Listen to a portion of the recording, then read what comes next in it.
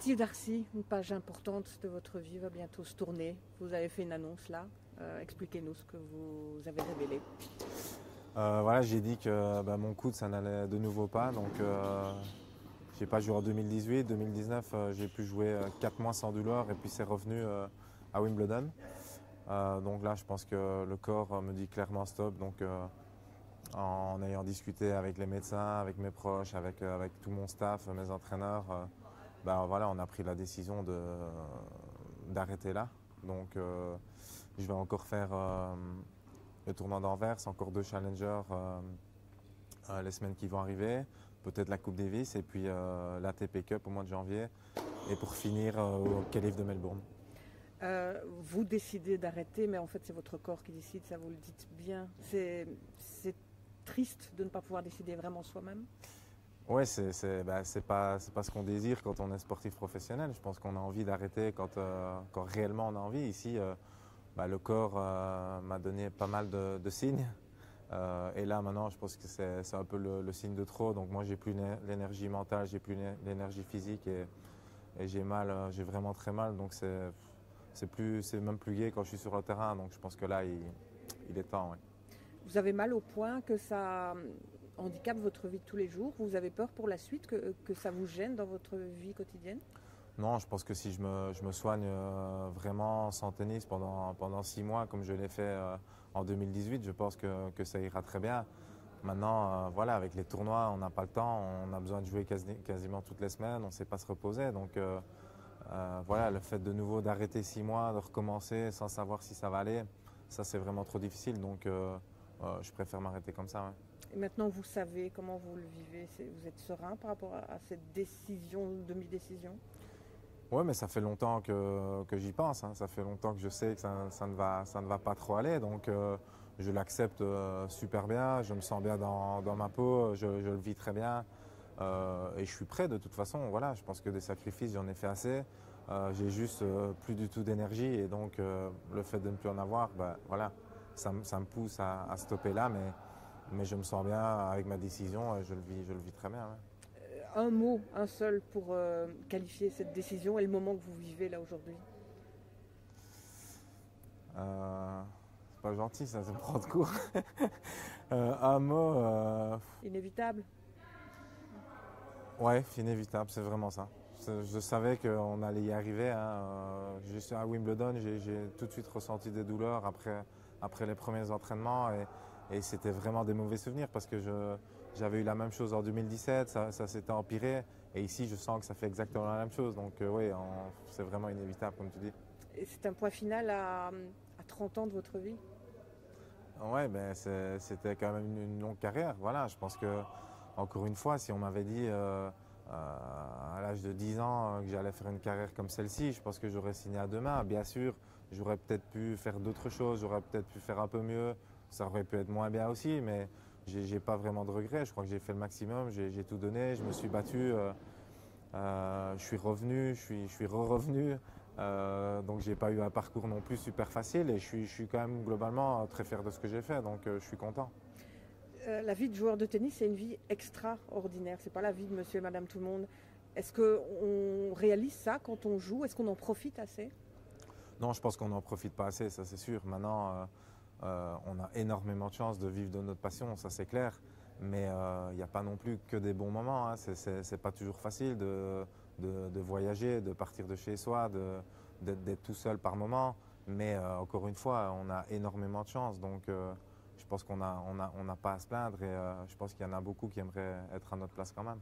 On va parler de votre carrière, on va développer, mais en un mot, pour qualifier votre carrière, vous diriez quoi?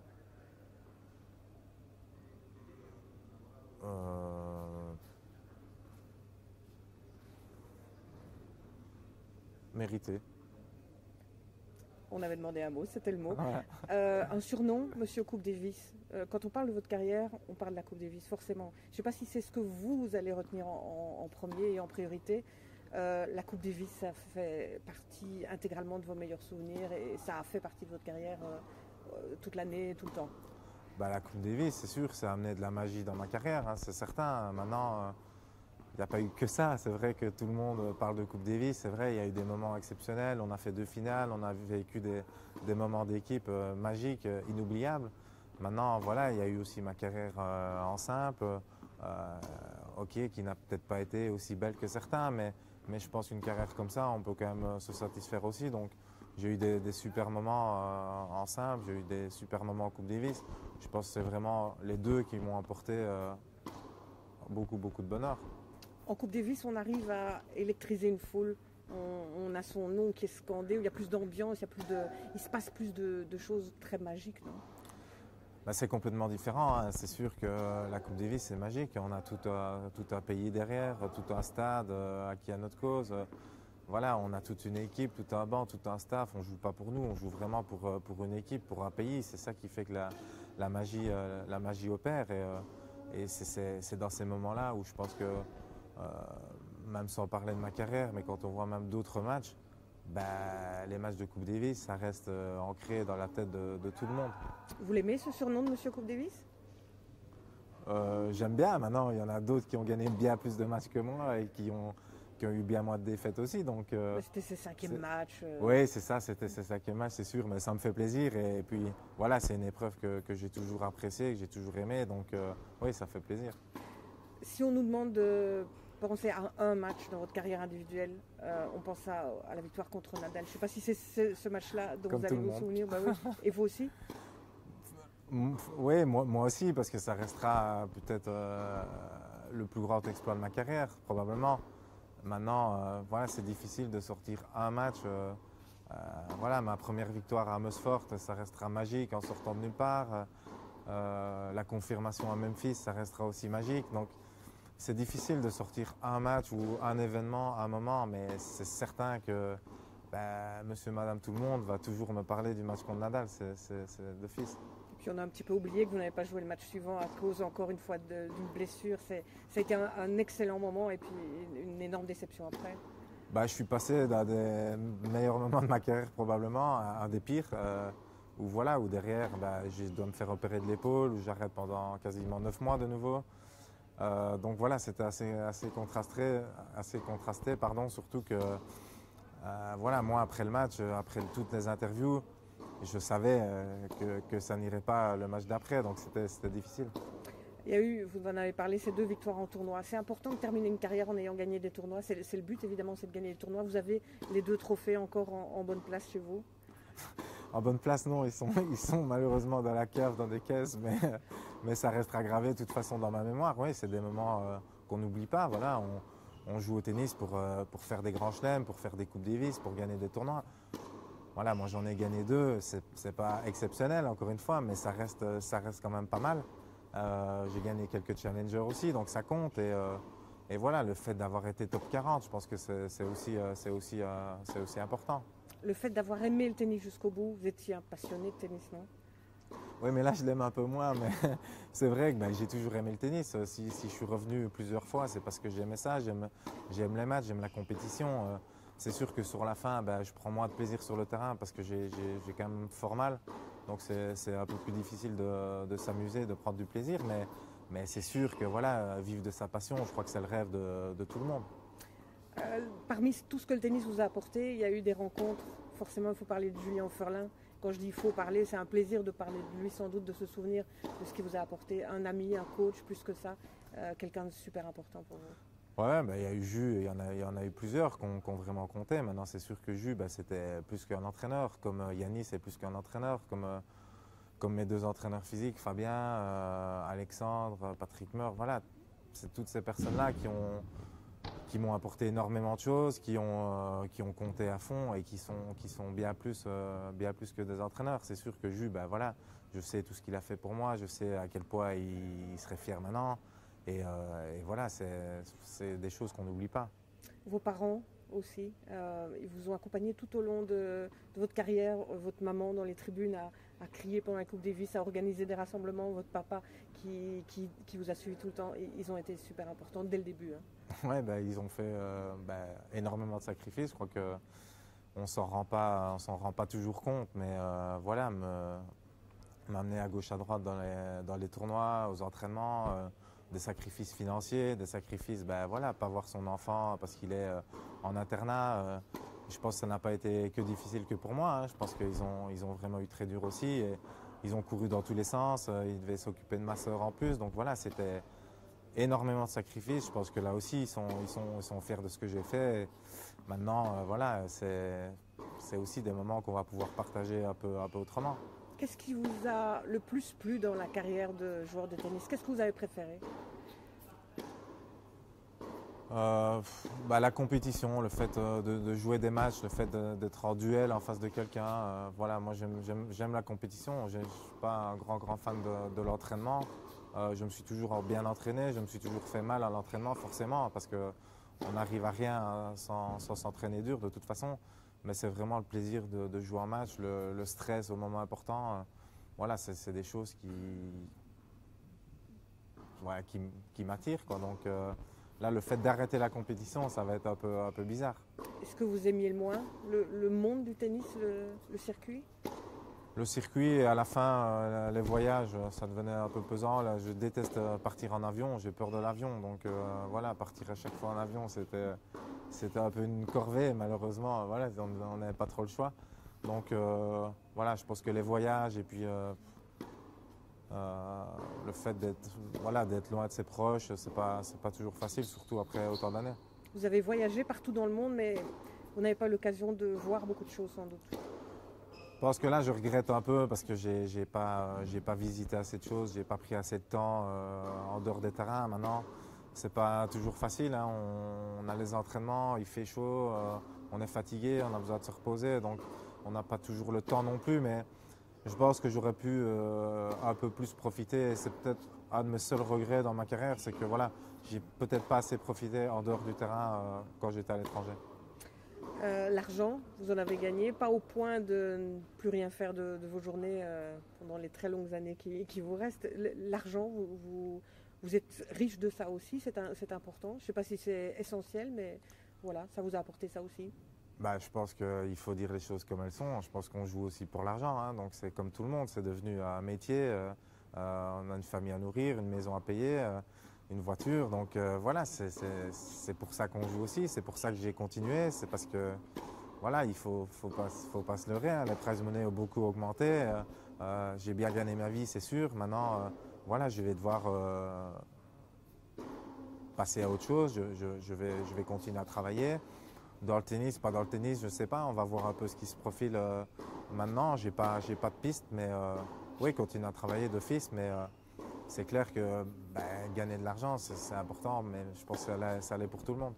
Quand vous rencontrez des gens, des fans, des amateurs de tennis, comment ils sont avec vous? Ils vous remercient pour ce que vous avez apporté en Coupe Davis. Ils sont toujours bienveillants? Il y en a beaucoup qui sont super gentils. Les gens hein, sont super gentils, ils sont contents quand ils me voient. Ceux qui me reconnaissent en tout cas, parce que je ne suis pas reconnu souvent. Mais c'est gai, franchement, il y en a plein qui me disent, comme tu le dis, qui me disent merci pour Chick, pour Tchak.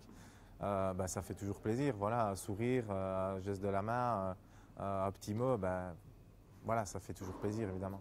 Vous dites que ce n'est pas encore clair dans votre esprit, mais on vous imagine rester dans le milieu du tennis. Est-ce que c'est une certitude ou pas ça?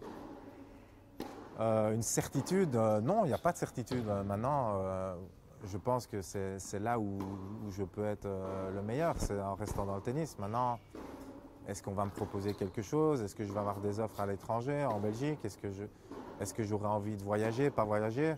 C'est encore des questions que je dois me poser. Et bien sûr, il y aura, comme on en a parlé, il y aura le financier aussi, mais on va voir ce qui se profile. Là, je vais essayer de terminer mon année tranquillement. Je pense que j'aurai des offres peut-être à gauche, à droite, mais c'est pas une priorité en soi. Vous avez déjà tâté du coaching avec Janina Wittmeyer et on avait l'impression que vous étiez bien dans ce monde-là. Oui, franchement, j'ai fait quelques semaines avec Ruben, quelques semaines avec Janina, quelques semaines avec Isaline avant l'US Open. C'est quelque chose que j'adore. Franchement, ça s'est très bien passé. J'ai beaucoup apprécié, j'ai beaucoup appris aussi. C'était important pour moi de le faire en étant encore joueur. Comme ça, j'avais pas de doute sur ce que j'allais pouvoir faire après. Donc, on va voir. C'est quelque chose que j'aime beaucoup, mais est-ce que j'aurai des offres par rapport à ça? On verra. Vous n'excluez rien, capitaine de Coupe Davis un jour, consultant ou journaliste, vous n'excluez rien? Je n'exclus rien du tout, donc on va voir, comme je dis, on va voir ce qui se profile. Je sais que Johan probablement restera, en tout cas en 2020, capitaine Coupe Davis Fed Cup. Est-ce qu'on va me faire une proposition pour après? Est-ce qu'il va me demander de l'aider? Je n'ai aucune idée de ce qui va se passer, sincèrement, donc ça va être un peu des surprises qui vont arriver petit à petit, j'espère. Quand on a eu une belle carrière comme vous, est-ce que c'est important de transmettre? Est-ce que c'est important d'œuvrer pour l'avenir du tennis belge aussi? Bah, je pense que c'est important parce que voilà, on est un tout petit pays. Je pense que c'est important d'aider les jeunes. Voilà, c'est sûr que des joueurs qui ont fait des carrières comme Oli, comme Xavier Malisse, comme Christophe Wiegen, enfin comme Chris Rokus, bah, il n'y en a pas 50 non plus. Hein. Donc je pense qu'il faut essayer de se servir de ça et j'espère voilà, qu'on fera appel à moi si on a besoin de moi. Donc je serai disponible quoi qu'il arrive et si je peux aider et si je peux faire plaisir, je le ferai. Dans quelques semaines, un jour, vous allez vous réveiller et vous dire « Tiens, à partir d'aujourd'hui, je ne suis plus joueur de tennis ». Est-ce que ça fait peur, ce moment-là? Non, peur, non. J'ai vraiment pas peur de ça. Comme j'ai dit, j'ai vraiment bien réfléchi. Ça a mûri dans ma tête. J'ai pas décidé ça sur un coup de tête. Donc, je suis tout à fait prêt à ne plus être joueur de tennis et je vais très bien le vivre, j'en suis sûr. Vous avez 2 filles qui sont encore très petites, mais si un jour elles vous disent « Papa, je veux être joueuse de tennis professionnelle », ce serait une mauvaise nouvelle? Plutôt, oui. Plutôt, maintenant. Camille, elle prend des cours dans le club où je suis à EY. Elle adore, mais elle joue 1 heure par semaine avec 3 autres petits. Elle s'amuse bien. Je pense que c'est le principal, c'est tant qu'elle prend du plaisir. Anna, elle est encore un peu petite, mais voilà, si elle veut faire du tennis, moi je ne vais pas les pousser. Si elles veulent, elles en feront. Mais voilà, je sais ce que ça coûte d'être joueur de tennis professionnel. Je sais que c'est dur. Mais moi, pour ma part, c'est pas ce que j'ai envie pour elles. J'ai envie qu'elles prennent du plaisir dans n'importe quel sport. Et si ça devait en arriver là, ben voilà, je sais à quoi elles doivent s'attendre en tout cas. Un mot encore sur quelqu'un que vous allez peut-être croiser en janvier du côté de l'Australie, Kim Clijsters. Vous avez été surpris comme tout le monde, elle revient à la compétition au moment où vous partez. Bah, surpris comme tout le monde, ouais, ça c'est sûr. Maintenant, c'est un magnifique challenge. Hein. Je pense que perso, j'en avais parlé avec elle un peu à l'US Open sans savoir, en lui disant franchement, en voyant certains matchs, en lui disant je pense que tu es encore capable de les battre. Vraiment en rigolant. Et puis quand j'ai appris ça, je lui ai envoyé un message en disant bah, tu vois. Mais c'est vrai que c'est un super challenge. Maintenant, je pense qu'elle est tout à fait capable de le relever. Le seul point d'interrogation, c'est est-ce que son corps va tenir après avoir eu 3 enfants. On sait que c'est compliqué, mais je pense qu'elle va tout faire pour et elle a une volonté incroyable. Donc je ne vois pas pourquoi ça n'irait pas. Steve, une dernière question. Est-ce que vous êtes fier, heureux, serein? Je suis les 3 à la fois. Franchement, je suis très bien dans ma peau. Je suis content de ce que j'ai fait. Je serai probablement content de ce que je vais faire après. Et tout va bien. Ouais.